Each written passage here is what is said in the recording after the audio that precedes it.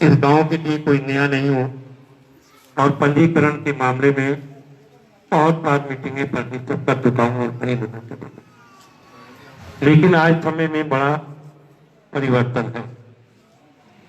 महिलाओं के लिए ये दिन है और मुझे याद है कि कभी महिलाओं की स्थिति क्या थी, लेकिन आज ज्ञान और जानकारी के कारण और कई गोष्ठियां पूरे देश में, विदेश में, हिंदुस्तान में, हमारे जिले में, जिन्होंने महिलाओं को जागरूक किया। मैं भी इस गांव में करीब 25-30 वर्ष से आने जाने का मुझे कपड़ा मिलता है, लेकिन आज इतना परिवर्तन है कि आज महिलाएं जहाज चला रही हैं, फौज में भर्ती हो रही हैं, स्वास्थ्य का काम, डॉक्टर का काम अधिकांश महिलाएं कर रही हैं, टीचर का काम अधिकांश महिलाएं कर रही हैं, और यहाँ तक कि अब रोडवेज में कंडक्टर जो है वो भी हमारी बहनें, महिलाएं आज कंडक्टर हैं। कभी एक जमाना था, ये कहा जाता था कि महिलाएं काम नहीं करती, जबकि महिला सबसे ज्यादा काम आज भी और उस समय भी करती। जो हमारी अनपढ़ बहन है, महिला है, वो भी सुबह उठती है और गांव के अंदर गाय भैंस वगैरह है तो उसका गोबर वगैरह, उसके बाद वो बच्चों को स्कूल भेजने का काम, बच्चों को तैयार करने का काम, नाश्ते का काम, उनके जूते पालिश का काम, मुझे सब काम करके उन्हें स्कूल भेजते, और स्कूल भेजने के बाद फिर अपने घर के मुखिया के लिए वो काम पर जाता है या खेत पर जाता है तो खाने दाने का इंतजाम करते हैं।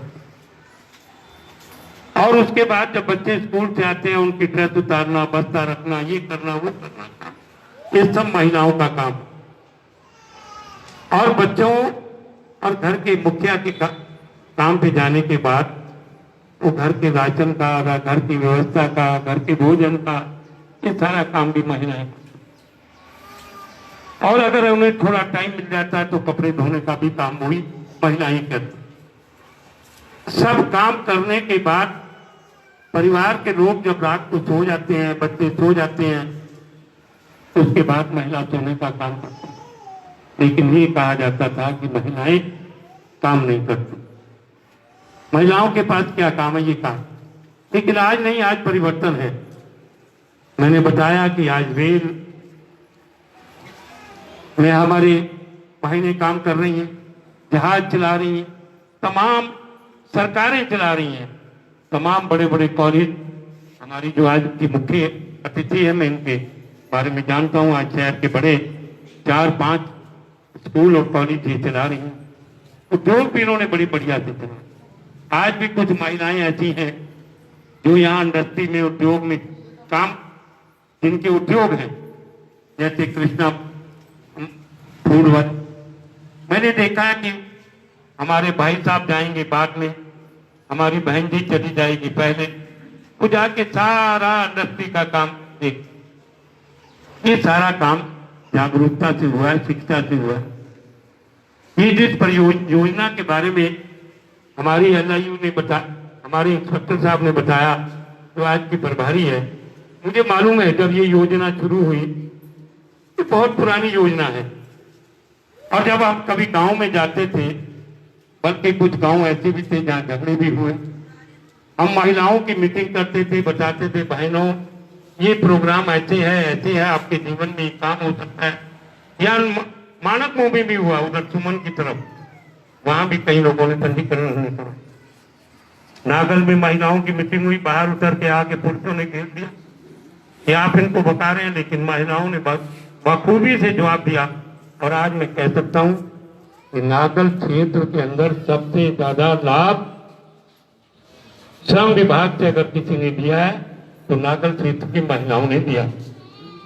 चाहे वो साइकिल मिलने का काम हो, चाहे वो दवाई का काम हो, चाहे बच्चे का जन्म का काम हो, चाहे शिक्षा का काम हो, या कन्याधन के रूप में दान, ये सबसे ज्यादा उन्हीं लोगों ने दिया है जिनको इसका ज्ञान था, जिनको उनकी शिक्षा थी।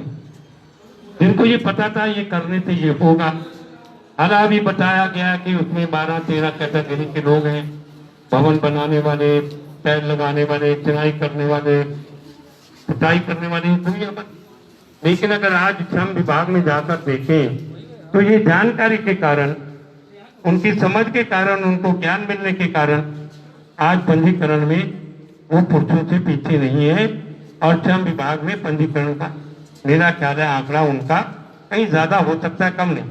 और एक बार की बात मैं बता दूं ये सब अधिकारियों को भी, जब ये योजना शुरू हुई तो एक अधिकारी ने कहा, हमें कहा कि महिलाओं के नहीं बनाए जाएंगे। हमने कहा भाई क्यों नहीं बनाए जाएंगे, क्यों नहीं बनाए जाएंगे, वो मजदूर नहीं है। हमारे इधर पश्चिम उत्तर प्रदेश में महिलाएं कंस्ट्रक्शन के काम में, मैं समझता हूँ ईटा ढोने के काम में कम जाती हैं, लेकिन देश के दूसरे हिस्सों में राजस्थान, उड़ीसा, उधर उधर महिलाएं बराबर का काम, दस्ता ढोने का काम ये भी करती हैं। तो मैं आपसे ज्यादा कुछ ना कहना चाहता हूँ, बहुत लोग हैं, आपसे ये कहना चाहता हूँ कि शिक्षित बनो और महिलाओं को आगे बढ़ाने का काम करो, अपनी बच्चियों को आगे बढ़ाने का काम करो। और अगर महिलाएं आगे बढ़ेंगी तो निश्चित रूप से देश भी आगे बढ़ेगा। जिस देश की महिलाएं पिछड़ी रहेंगी, जिस देश की महिलाएं अशिक्षित रहेंगी, वहां खाली वो घर के अंदर ही, घर की चार दीवारी के अंदर ही रह पाएंगे। आज यहाँ की महिलाएं बहुत, मैं तो देखता हूँ कारखानों के अंदर भी पुरुष से ज्यादा काम करती हैं। घर में ही अब आप देख लीजिए, जो अनपढ़ महिला है, अब सर्दी का सीजन शुरू हो गया, उसके हाथ चलते रहेंगे, सिलाई उनकी बुनती रहेगी, बातें करती रहेंगी। महिला पुरुष से ज्यादा काम करती है, लेकिन अशिक्षित होने के कारण, ज्ञान ना होने के कारण, ये सब चीजों के कारण वो पिछड़ रही है। लेकिन अब पिछड़ेंगे नहीं, अब समय बदल रहा है, करवट बदल रहा है। मेरी बहनें शिक्षित हो रही हैं, ये सुषमा जी जानती हैं, इन्होंने कब स्कूल खोले, आज इनके महिला स्कूल भी है, लड़कियों का भी कॉलेज है। तो आज आप अपने बच्चों को शिक्षित कीजिए, खास करके लड़कियों को जरूर शिक्षा के लिए भेजिए। शिक्षा काम के साथ साथ उनके जीवन में भी काम आती है। मैं ज्यादा समय न लेते हुए आपसे इतना ही कहना चाहता हूँ, बहनों आप अपना पंजीकरण कराओ और पंजीकरण करके उसमें जो लाभ है उनके बारे में जानकारी देके संघर्ष करो। संघर्ष का मतलब ये नहीं है डंडा चलाओ, बातचीत से हल करो, बातचीत से कहो ये हमारा हक बनता है, ये हमारी सरकार ने तय किया है, कि हमको क्यों नहीं मिल रहा। तो महिलाओं का समाज में आज तो फौज में बॉर्डर पे जा रही हैं महिलाएं, बॉर्डर पे फौज में महिलाएं भर्ती हो रही हैं। तो मैं आपसे अंत में अपने भाइयों से यही कहना चाहूंगा, आज मुझे काफी समय बाद यहाँ आने का मौका इस गांव में मिला है। हालांकि ये गांव तो मेरा अपना गांव है, मैं सब कहूँगा। तो मैं अंत में आप लोगों का शुक्रिया अदा करते हुए एक ही बात कहना चाहूंगा, बहनों कि शिक्षित बनो, अपने अधिकारों के लिए लड़ो। जब आपको शिक्षा होगी कि ये सरकार ने योजना बनाई है, इसमें ये लाभ है, तो आप मांग करोगी, आप उसके लिए लड़ेंगी, आप उसके लिए बात रखेंगी। अगर आपको ज्ञान ही नहीं, आपको शिक्षा ही नहीं है, तो आप खाली पंजीकरण पंजीकरण, क्या पंजीकरण है, पंजीकरण में क्या होता है, और कोई ना कोई बिचौलिया, कोई ना कोई दूसरा जैसे आज हो रहा है समाज में, वो आप लोगों को ठगने का काम, लूटने का काम करता रहेगा। निश्चित रूप से जो ज्ञान, जिसको ज्ञान है उसको कोई ठग नहीं सकता।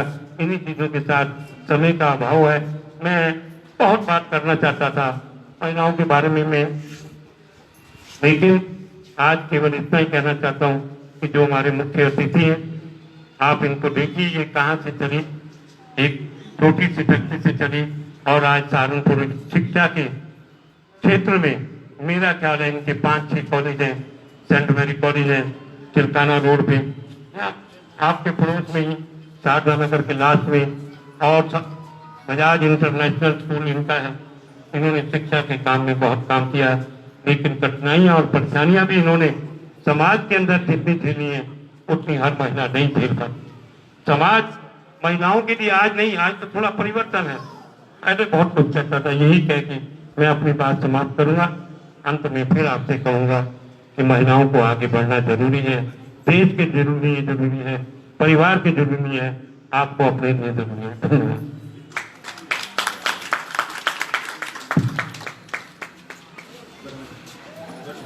धन्यवाद।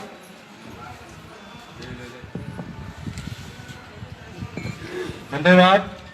हमारे बीच में अभी तिलक राज भाटी जी ने, जो सीटू के अध्यक्ष हैं, जिनकी एक कर्मभूमि रही है सहारनपुर, और जिन्होंने हमेशा श्रमिकों का पक्ष बहुत आगे बढ़ के रखा, और उन्होंने भी यही अपील की है कि आप अधिक से अधिक मात्रा में अपना पंजीकरण कराएं और जो योजनाएं चल रही हैं उनका लाभ लें। यही अपील हमारी अधिकारी भी कर रही थी, इनका मैं धन्यवाद देना चाहूंगा। और इसी क्रम में श्री घनश्याम महेश्वरी जी, जो हौजरी उद्योग जगत से जुड़े हुए हैं सहारनपुर में, उनको अनुरोध करूंगा कि वो आए और महिला सशक्तिकरण जो सबका चल रहा है मिशन शक्ति के रूप में अपने 2 शब्द कहें, प्लीज।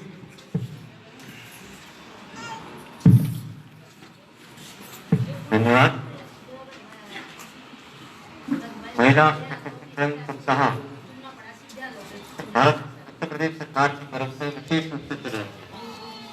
उससे पूर्व श्रम विभाग के अधिकारियों के द्वारा महिलाओं के संबंध में जो सरकार की तरफ से योजनाएं आ रही हैं उसमें विस्तार से बताया गया। वास्तव में आज की महिला खेत खलियान से लेकर अंतरिक्ष तक हर क्षेत्र में आगे बढ़ी हुई है, हर क्षेत्र में अपना कार्य कर रही है, चाहे वो घर संभालने का काम हो और चाहे वो अंतरिक्ष में जहाज उड़ाने का काम। आज उसी क्रम को लेकर उत्तर प्रदेश सरकार के द्वारा महिलाओं के लिए बहुत सारी योजनाएं समय समय पर लाई जाती हैं और वर्तमान में भी लाई गई है।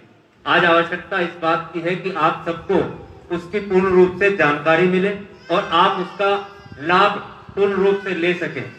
इसी का प्रयास हमारे बीच में उपस्थित डीएलसी महोदय साहब आपके समक्ष लेकर आए हैं और हमारे नगर के मुख्य प्रमुख उद्यमी और आज के मुख्य अतिथि सुषमा बजाज जी मौजूद हैं। इस सब चीजों को आपके समक्ष रखने के लिए ही हम सब उपस्थित हुए हैं और आपसे ज्यादा कुछ ना कहते हुए मैं आग्रह करूंगा कि जो भी महिलाएं कहीं पे भी कार्य कर रही हैं वो अपना पंजीकरण इसमें कराएं और जो उत्तर प्रदेश सरकार की योजनाएं हैं उनका पूर्ण रूप से लाभ लें। धन्यवाद। धन्यवाद घनश्याम महेश्वरी जी, तो हौजरी कॉम्प्लेक्स हौजरी उद्योग जगत से थे। हौजरी कॉम्प्लेक्स इसलिए मुंह से निकल रहा है कि मैं जब नोएडा में था तो हौजरी कॉम्प्लेक्स एक क्षेत्र था, उसको देखता था। अब वो वहां महिलाएं बहुत टेलर के रूप में काम करती थी। तो मैं आशा करता हूं कि महेश्वरी जी जो हौजरी उद्योग से जुड़े हुए हैं वहां भी हमारी माता बहनाएं बहुत काम कर रही होंगी, टेलर के रूप में काम कर रही होंगी, दूसरे कटिंग के रूप में काम कर रही होंगी। तो समान अधिकार के रूप में आप लोगों को देखते होंगे। बहुत बहुत धन्यवाद महेश्वरी जी का। और इसी क्रम में फिर मैं IIA से आए हुए हमारे बीच में मंजीत अरोड़ा जी, उनसे अनुरोध करूंगा कि हमारी जो बहनें सामने बैठी हैं उनको संबोधित करें। अरोड़ा जी। धन्यवाद कृष्णलता जी। आज की मुख्य अतिथि मेरी वरिष्ठ साथी सुषमा बजाज जी, डीएलसी महोदय, टंडन जी और मेरे सब साथीगण और मातृशक्ति। मैं जो योजना है वो तो सबको मालूम है और आप लोगों तक पहुंचा ही रहा है श्रम विभाग। मैं एक बात कहना चाहूंगा।